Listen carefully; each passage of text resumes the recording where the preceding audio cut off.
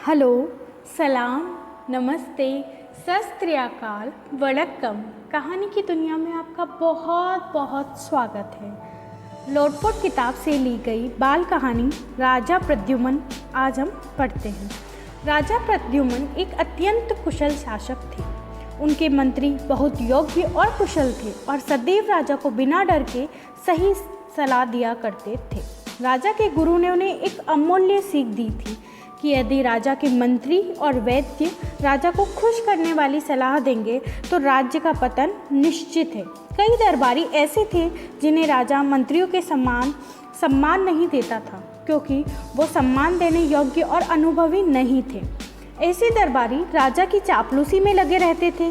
वे सोचते थे कि राजा अपनी प्रशंसा सुनकर उन पर मेहरबान हो जाएगा। एक दिन ऐसे ही एक दरबारी ने राजा से कहा, महाराज, आप विश्व के सबसे शक्तिशाली शख्स हैं। अपनी प्रजा के लिए तो आप ईश्वर के समान हैं। यहाँ तक कि सागर भी आपके आदेशों का उल्लंघन नहीं कर सकता। राजा को यह सब सुनकर कोई प्रसन्नता नहीं हुई। वह ऐसे चापलूस का सबक सिखाना चाहता था। राजा ने उस दरबारी से कहा कि उनके साथ सागर तट पर चले। सागर तट पर पहुंचकर राजा प्रद्युम्न ने कहा, मुझे प्रसन्नता है कि तुम मुझे ईश्वर के समतुल्य मानते हो।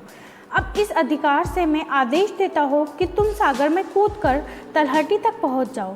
उसके बाद मैं सागर को आदेश दूंगा कि वह तुम्हें सुरक्षित किनारे तक पहुँचा देगा। तुम तो यह मानते हो कि सागर मेरे आदेशों का अवहेलना नहीं करेगा।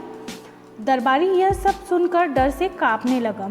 तभी राजा प्रद्युम्न ने कहा, मैं नहीं चाहता कि तुम अपने जीवन की बाजी लगाओ। मैं तुम्हें केवल यह सिखाने के लिए यहाँ लाया हूँ कि केवल झूठी प्रशंसा से आधार पर तुम मेरे राज्य में सम्मान नहीं पा सकते। उच्च अधिकारियों को खतरा अपने प्रतिद्वंदियों से कम और चापलूसी करने वालों से ज़्यादा होता है।